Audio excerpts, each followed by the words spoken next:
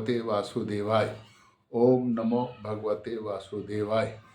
पाप मोचनी एकादशी, जैसा कि नाम है वैसा ही इसका फल है। अगर हमसे जाने अनजाने में कोई पाप हो जाए तो ये पाप मोचनी एकादशी का व्रत करने से हम सब पापों से छुटकारा पा लेते हैं। तो अगर कोई ना कोई हो ही जाता है हमसे पाप, तो ये पाप मोचनी एकादशी का व्रत करना चाहिए। सारा दिन अपने निर्मल रह के, स्वच्छ रह के, स्नान करने के बाद भगवान लक्ष्मी नारायण की मूर्ति की या चित्र घर में जो भी संभव हो उसकी पूजा करनी चाहिए और पुष्प अर्पित करनी चाहिए, आरती करनी चाहिए, विष्णु सहस्त्र नाम का जाप करना चाहिए और ओम नमो भगवते वासुदेवाय, ओम नमो भगवते वासुदेवाय इसका इसका तो हर एकादशी को कर सकते हैं। और फलाहार करें। अगर सारा दिन नहीं रह सकते तो फलाहार करें और सारा दिन भूखे रह सकते हैं, व्रत में संकल्प करते हैं तो द्वादशी वाले दिन पारायण करें। नहीं तो एक समय फलाहार कर लें और अगर कोई बीमारी या कुछ है तो सादा भोजन करें। वैसे साधारणतः एकादशी को भोजन नहीं फलाहार ही करना चाहिए, लेकिन फिर भी अगर दवाई ले रहे हैं, कुछ बीमारी है या कुछ है, तो उसके लिए रोगियों को, वृद्ध को और बालक को साधारणतः इस विधान से छूट मिलती है।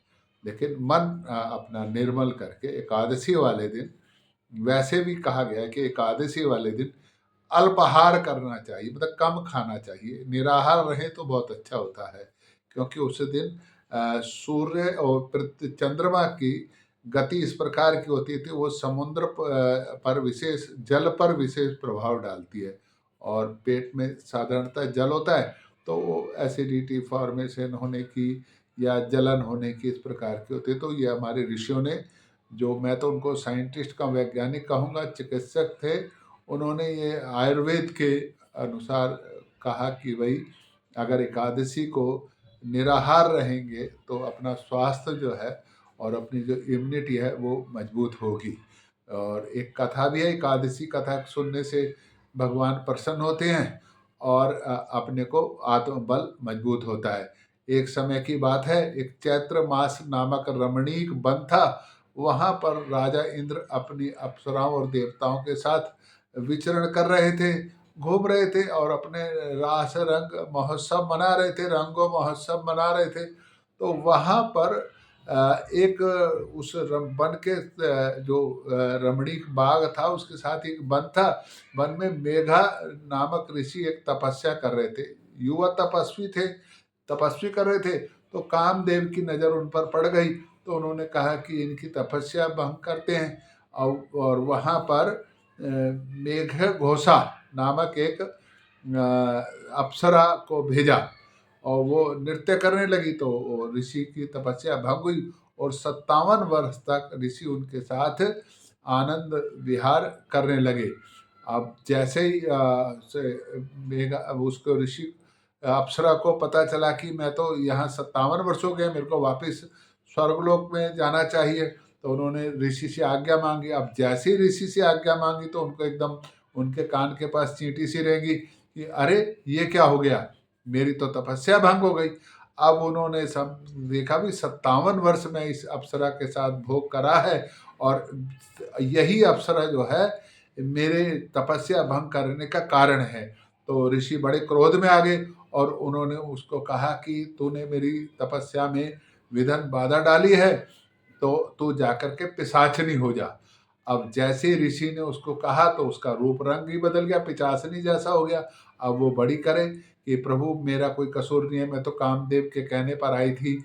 और बड़ा उसने अनुनय विनय करे, ऋषि की, भगवान की आराधना करी और ऋषि को प्रसन्न करने के लिए लगातार ऋषि के सामने भगवान का भजन और आराधना, उपासना, पूजा करने लगी। तो ऋषि प्रसन्न हुए और उन्होंने कहा कि देखो भाई, अब जो श्राप दिया है, वो जो तुमने कर्म किया उसका फल मैंने आपको दिया है। अब लेकिन हाँ, इसका एक उपाय भी है, क्योंकि हमारे शास्त्रों में हर एक चीज़ का उपाय है। लेकिन कष्ट तो उपाय करते तब भी कल्प होता है, लेकिन उससे उसका निवारण का भी है। तो निवारण यह है कि तुम पाप मोचनी एकादशी का व्रत करो। ऋषि ने कहा कि अगर तुम पाप मोचनी एकादशी का व्रत करोगी तो आपके ये सारे कष्ट दूर हो जाएंगे और पुनः अप्सरा का रूप मिल जाएगा। तो उस अप्सरा ने पाप मोचनी एकादशी का व्रत करा और पूरा 1.25 साल उस व्रत करने के पश्चात उस जो है अप्सरा को अपना वापिस वही रूप मिला और वो स्वर्ग में चली गई। तो इस प्रकार से जो पाप मोचनी एकादशी का व्रत करते हैं वो अगर उनसे कोई जाने अनजाने में पाप हो जाए, वैसे तो देखो पाप का अपने जो शास्त्रों का विधान है कि हम जो भी कर्म करेंगे उसका फल हमको मिलेगा ही मिलेगा। लेकिन अगर हम कोई उपाय या व्रत या पूजा या आराधना या क्षमा याचना करते हैं तो उस पाप के कष्ट को सहने की शक्ति और वो पाप जो है वो जल्दी खत्म हो जाते हैं। उदाहरण के लिए अब वो एक कथा आती है ना कि जब काकभूषणी जी रामचरितमानस में कि भाई उन्होंने गुरु का अपमान कर दिया तो शंकर भगवान ने कहा कि तेरे को 1000 जन्म तक कीट मकोड़े बनेगा।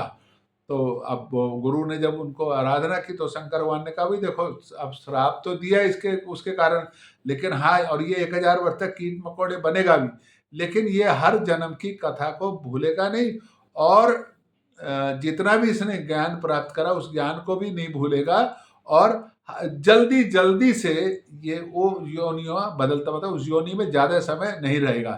तो अपने को अपना कोई भी कर्म करें तो ये ध्यान रखें कि गलती से भी किसी का दिल ना दुख जाए, हमारे से कोई गलती से भी पाप ना हो जाए। और तो इस बात का संकल्प पाप मोचन एकादशी वाले दिन करना चाहिए। लेकिन जाने अनजाने में कई बार पता भी नहीं होता, जैसे अब वो अप्सरा ही थी, कामदेव ने भेजा था उसको तो फिर भी पाप तो हुआ ना।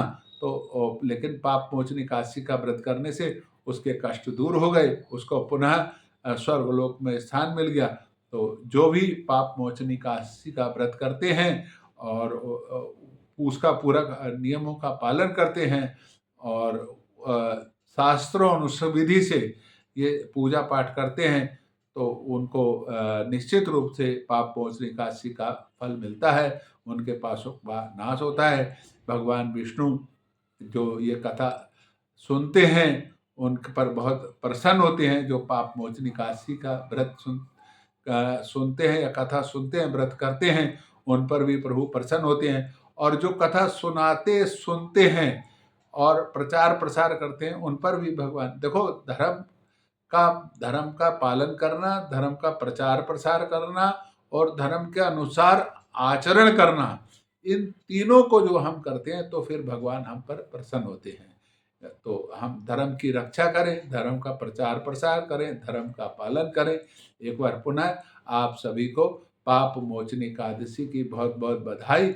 भगवान विष्णु आप सबकी जो भी मनोकामनाएं वो पूरी करें और आप पर भगवान अपना आशीर्वाद बनाए रखें। यही मेरा आप भगवान से आप सबके लिए प्रार्थना है, अनुरोध है कि प्रभु आप सबकी मनोकामनाओं को पूर्ण करें। ओम नमो भगवते वासुदेवाय। ओम नमो भगवते